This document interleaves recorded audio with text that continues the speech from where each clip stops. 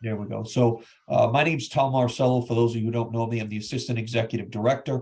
On with us as well is Carolyn Thornton, our Director of Multimedia. She's in that nice festive red. There she is. So Carolyn has been on esports for quite a long time, and we're very energetic about this season with esports. We have a few people on right now. They're going to help us here. Namely Dave Carnival from Pontiac, who's going to help us a little bit. But what we want to go through today is really just have a welcome. We want to put some faces with some names, make sure we get all of our coaches, because esports are a little bit unlike our other sports. So we want to make sure that we have a good contact with the coaches. Most of the time for other sports, we go straight through the athletic director, and we'll continue to do that. But having all of the contact information for all of the coaches is just going to help that much quicker in getting information out for a unique sport like esports. So the number one focus here today is to get everybody signed up for both NASEF and UGC. And one thing I've learned is that NASEF is a lot easier than UGC to register for. And I'm going to go ahead and Dave, I'm just going to make you a co-host now, so that when we get to that point, you'll be able to come right on. But I'm going to just share my screen for a second here, and we're going to go through. I'm just going to show you the two websites. So hold on one second. All right. All right. CT, give me a thumbs up if you can see it. All right. So this is NASEF, which is the North American Scholastic Esports Federation. And NASEF, we have our two partner companies here, NASEF and UGC. And NASEF is really our educational support. So NASEF does a tremendous job of bringing esports into the educational world and really looking at esports from all the different components, whether it's actually playing the game or also all the things that go on behind the scenes to support an esports program. So, it's almost like a curriculum built around esports that you can use with your kids if they have other interests or surrounding gaming rather than just playing the games themselves. So this is a tremendous resource for our schools. And NASEF has been wonderful to work with, as has UGC, which I'm going to go over to right now. All right. So UGC is this is where we're going to actually play our games. All right. And right now we have these three games, which is a preseason, League of Legends, Rocket League, and Super Smash Brothers. So right now, if I show you if I show you my admin panel here, as of last Friday, I think it was, or Thursday, we had about 6 teams registered for within these leagues. Central, Charahoe, Pontiac's here, North Providence, Hendricken, Crusaders is our Prout team, but those are the only 6 schools that we have. So the main point here today is to get every one of our schools, or at least have the coaches leave here with the knowledge of how to go on and register for not only NASEF, but more importantly, UGC. Because with NASEF, we have 23 teams participating, and 21, I believe, are registered. So we're at a great clip with NASEF, but we need everybody registered for UGC by the time really January 1st comes around, because if you're not registered in the leagues, then you're not going to be able to participate. So Dave, are you all set to kind of walk us through this?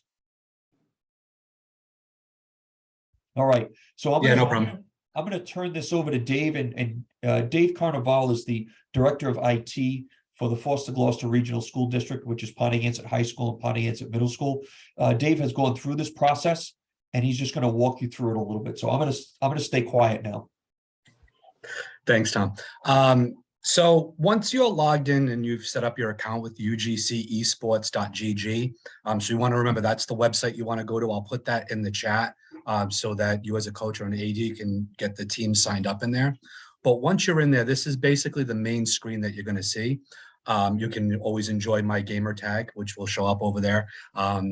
But what you want to do is you want to get involved in the Rhode Island Interscholastic League's community page. So the greatest thing you can do here is on the left-hand side is you just click on community. Once you're in the community itself, you have the ability to kind of search through. The easiest way is just select all and alphabetically just swing yourself down until you see Rhode Island Interscholastic, the RIIL. I know it's a pain in the butt to have to go through that. They don't have a little quick search option.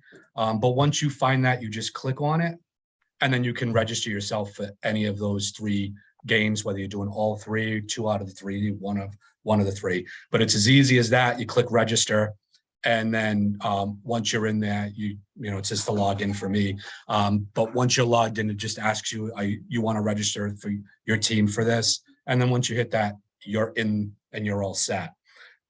So that's how you get connected with RIIL through the program itself, through the UGC esports.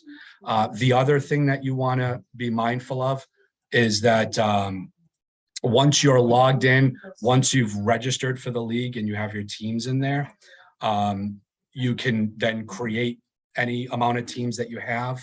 So you may want to, of course, create your team first, whether it's a League of Legends team, a Rocket League team, a Super Smash Brothers team. You do not have to have anybody playing on the team yet. So your students don't necessarily have to be registered for you to join the RIIL community, but it's just a good idea to have at least 1 or 2 of your teams created prior to going into that community so you can register that team there. And then you can always just simply look at the team that you have. You can manage your team from here, and you can start adding your gamers to it. And the great thing about adding your gamers to the teams is you get a URL for each of your teams that you have, and you can actually email that right out to the kiddos. They can click on it, and then they automatically get added in. So, you know, a little bit of a process. It's a little bit different from what we're used to from previous versions of the program that we use. But like I say, the most important thing, get a team created. It doesn't matter if you have kids on it yet. Get hooked up in that community with RIIL. And you should see emails coming from a few of the coaches and myself with if you need help or anything like that to move forward. We can always kind of assist you on that. But again, come in, create a team, hit community, change it to all, and then just go right alphabetical, look for the RIIL, and then register right through them. Again, super easy to do. It takes a little while if you didn't really know the site. That was the benefit here is I've been playing around with it a while. You can see that I click that, it would make me unfollow it, but you just click on the games you want to register for and you hit register and then assign that team, and that's it. There's really not much more you have to do with it. So Dave, you signed up using your school email address, and then you followed R3 or registered for R3 RIIL, and then you created teams within your own profile, and then eventually the kids are going to have their own profile as well, correct? And they're going to have to be linked to your team.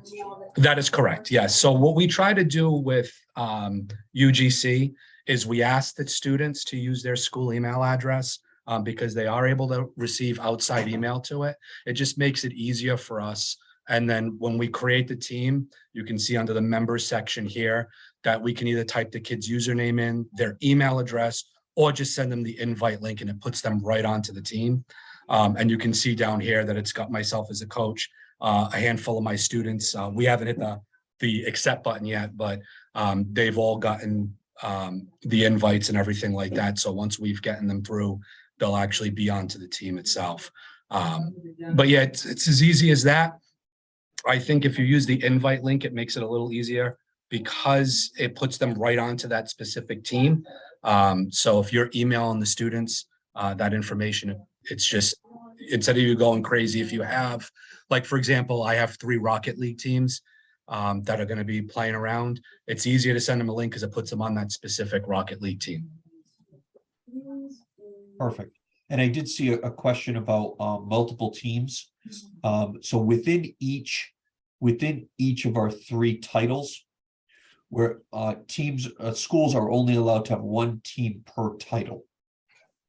So you can have multiple practices where however you wanna, you can have A and B teams, but there'll only be one team allowed to participate on a, in one specific title during a match. So you can switch it around however you want. You can assign the A team, to play this week, and a B team. You can get everybody involved. It doesn't matter how many kids get involved. But each week, or for your RIIL matches, if it's Pontiac versus Central Falls, each team will only be allowed to have one team competing that week.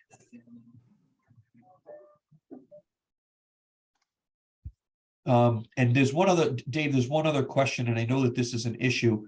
So some schools, the kids' emails do not receive anything from out of district. Is that going to be an issue with UGC? It is not an issue because the students are still able to sign up. They don't have to Okay. use their school email address. Okay. We only did that here to make it easier because the kids always forget their passwords. So that's why we kind of said, hey, use your school email. Yep. Because, we all know the password to the school email. So we can help them out with that. So that's why we do that.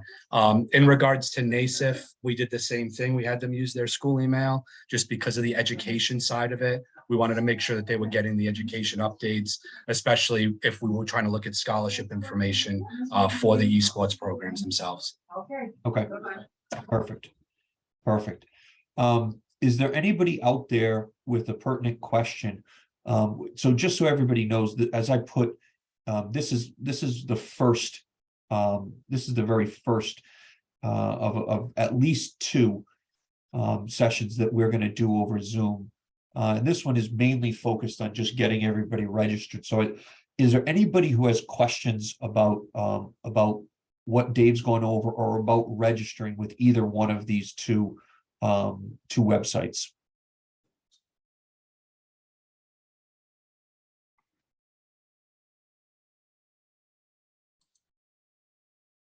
There we go. We just got a question in the chat. So the question is, if students can't get in until after they get back from break, is that okay? Yes, that's fine. The main thing is that the team is created like Dave has described.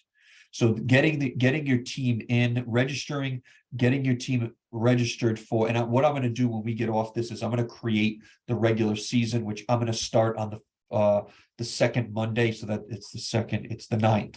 We'll start the regular season on the 9th, and we're just going to put an open-ended date for the end of the season because we really don't know right now how far it's going to go. So so what we'll do is, and that's all dependent on how we break down.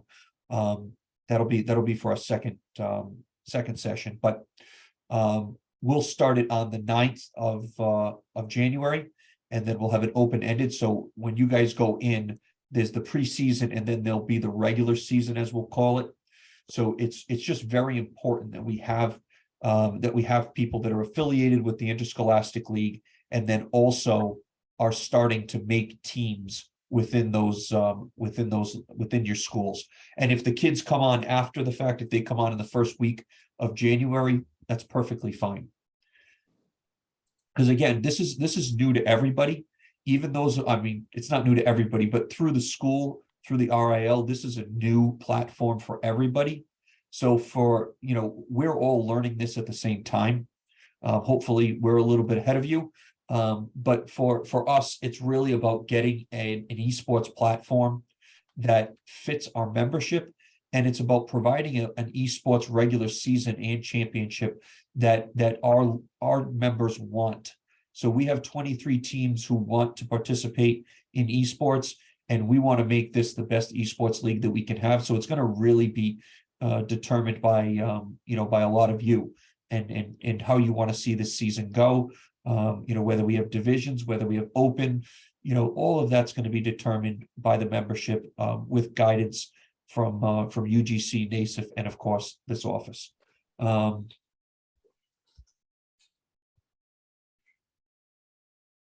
So Brandon, what we're looking, so there was just a question about the schedules. What we're looking at is we're looking at, and if I just pull up, let me pull up a calendar here, just so I can. Give me 1 second.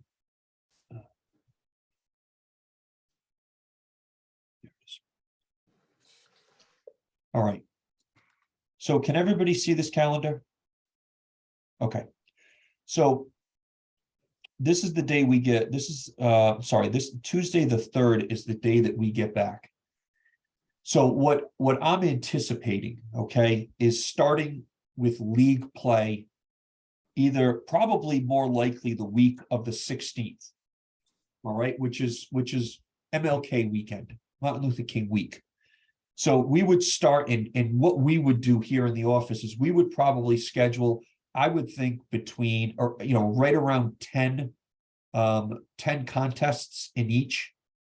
So if you're in League of Legends, we would probably have 10 games for you, and it would be up to the 2 schools to decide. So we would say, for instance, Pontigansett is playing Lincoln this week, and it's up to the 2 of you to decide within that week when to schedule that game. So we would tell you what games are going to get scheduled in what weeks, in what titles, and then that would be up to you to schedule the weeks. I'm sorry, to schedule the actual games, the times, and put those on UGC. So if I think we're looking at somewhere around a 10-week season, Brandon, are you able to talk?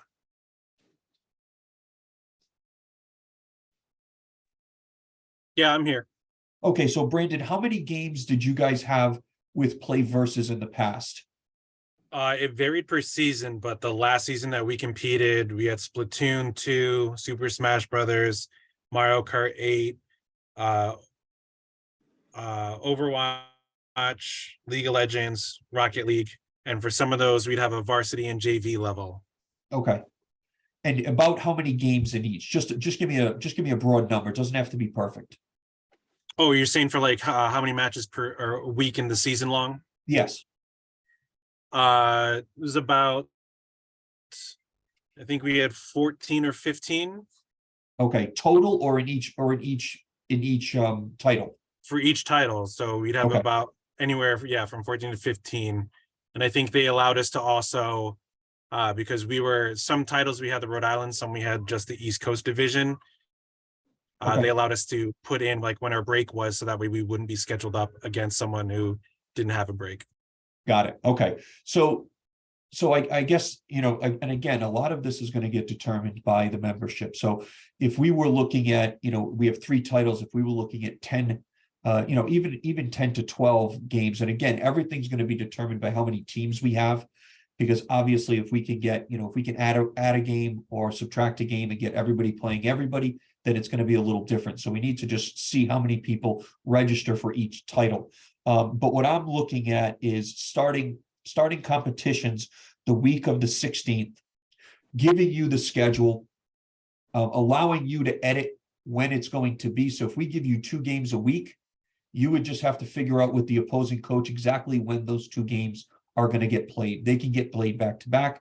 They can be on different days. It all depends on your schedule. So you would have to just communicate with the other coach and figure out a time that week to play it.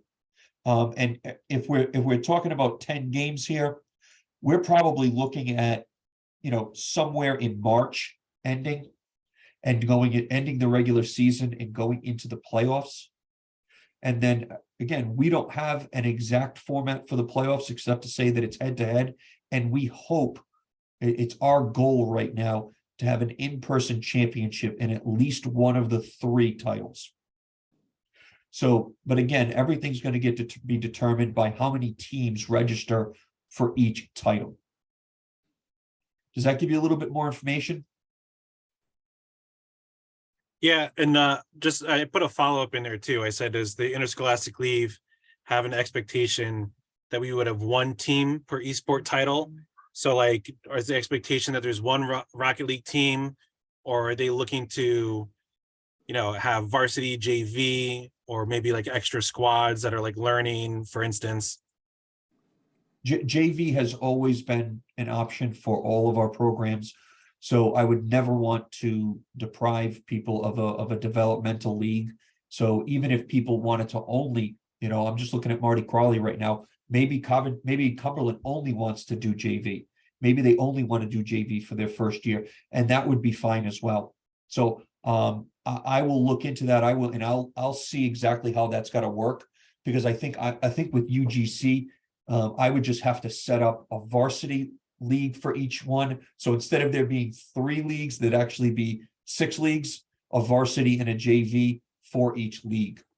So I think that Dave, you have a little bit more experience with playing with UGC, is that correct? I'd have to set up a varsity League of Legends and a JV League of Legends league.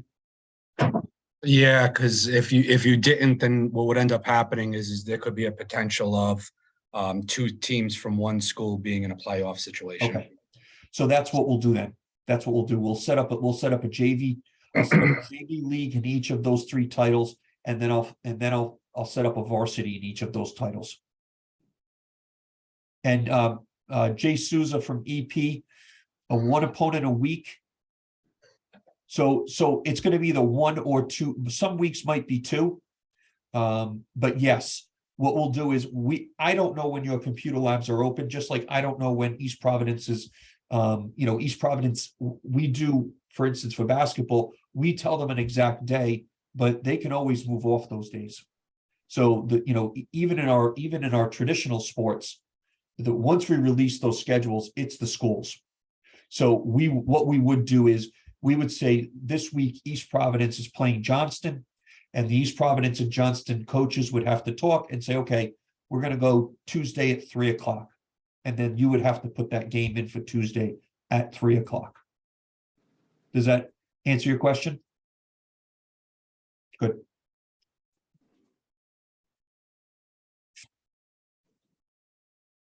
Any other questions out there? Brandon, is there anything from Brandon or Dave, you're 2 of our more senior esports guys. Is there anything else that really needs to be said at this meeting so that people can go back and register, but also have a little bit more information?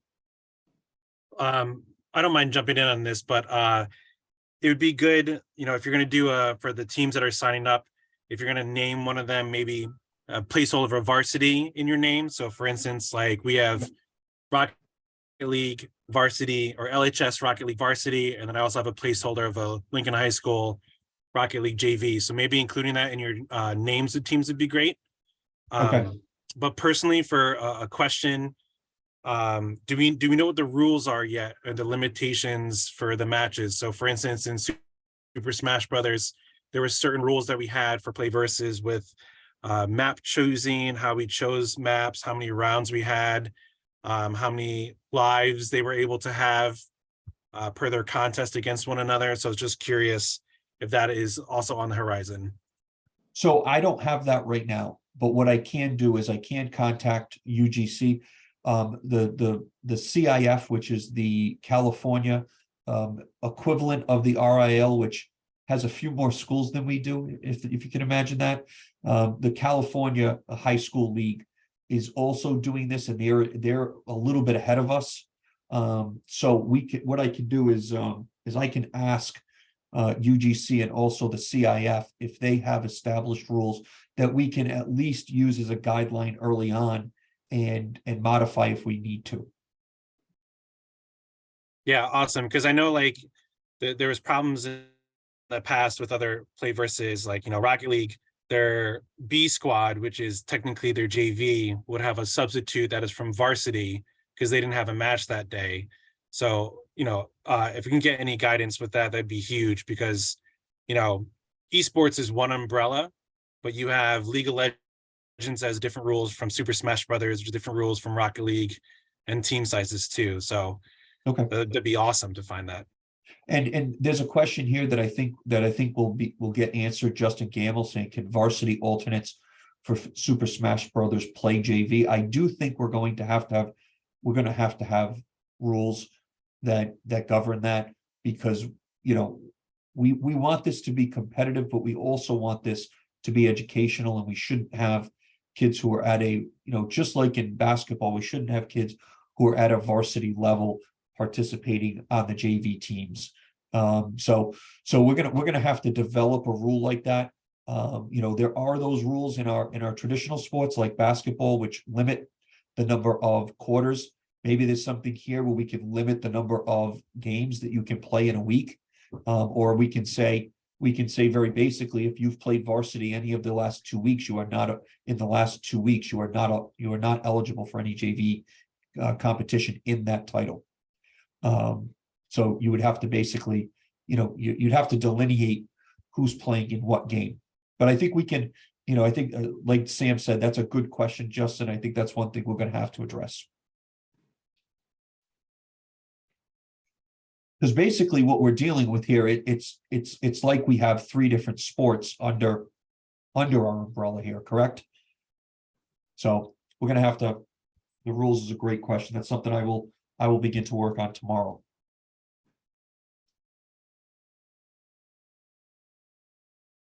Anything else? Maybe just an extra question for clarification on it. I'm sorry to keep asking you, but That's okay. we had a whole bunch of coaches who are asking, Dave, Sam, and myself, do I need to be CPR first aid certified? Do I need to be, the RI state component? My athletic director is asking, do I need these things yet? So, at least on my personal end, any of those coaches, I said, well, if you're in the room, you probably should have some sort of safety understanding, but do we know yet what expectations there may be, or is that going to be up to the athletic directors to kind of decide based on their, if they're playing in-house or if they're playing at home kind of rules?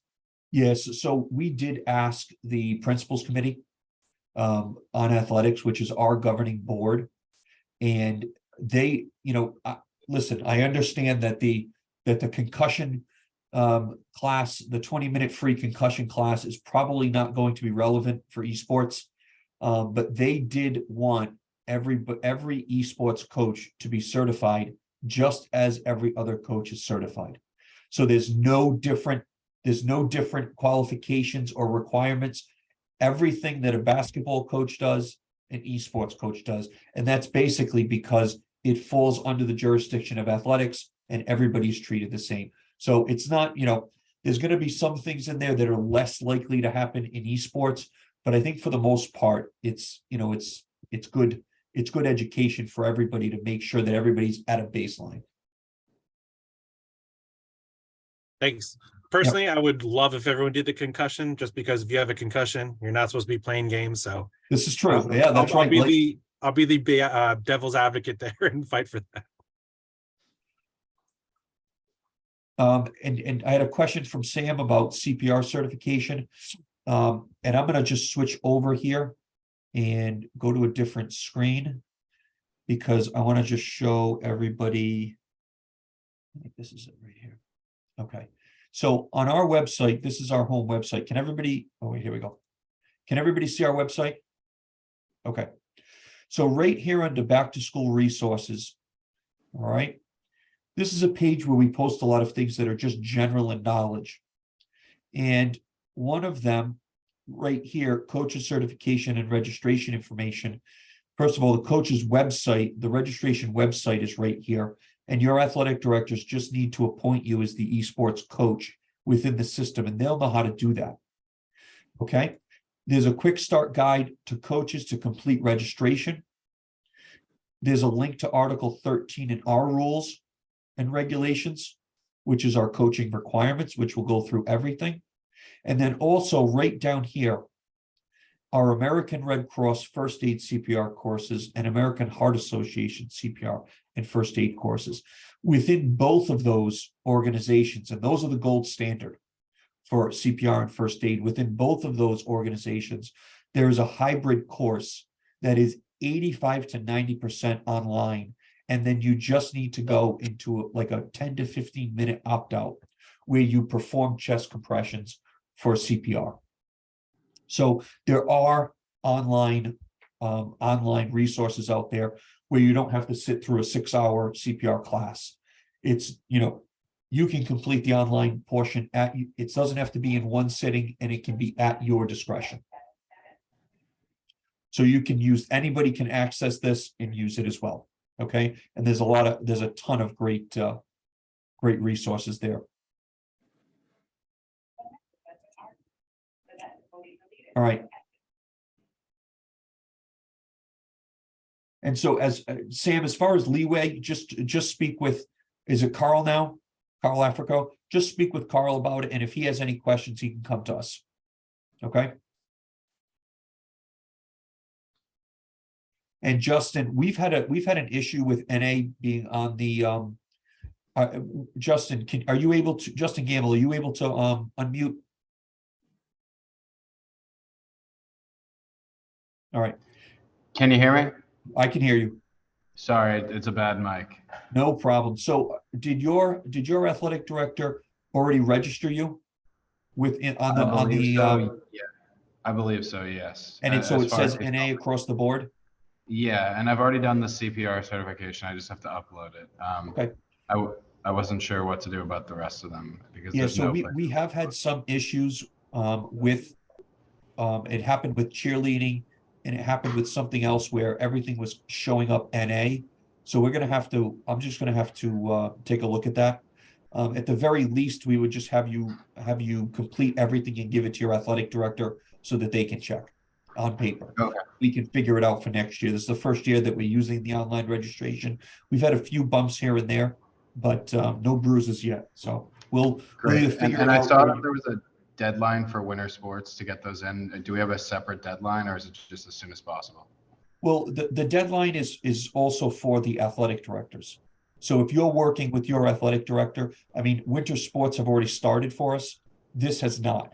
So I would say that the week of, if you get it done by the week of our first competition, which is most likely going to be the week of Martin Luther King weekend. So it would be the 16th, 17th, 18th, right around there of January. If you get it done by then, you're in great shape. Okay, great. Thank you. Yep. Okay. Well, as as we said before, thank you so much for coming. We had about 22 people on here at its max. So hopefully everybody has what they need to go on and get registered with NASEF and UGC. And if you don't, please email me. And if I don't know the answer, I'll call Dave and Brandon. All right. Thank you, everybody. Thank you.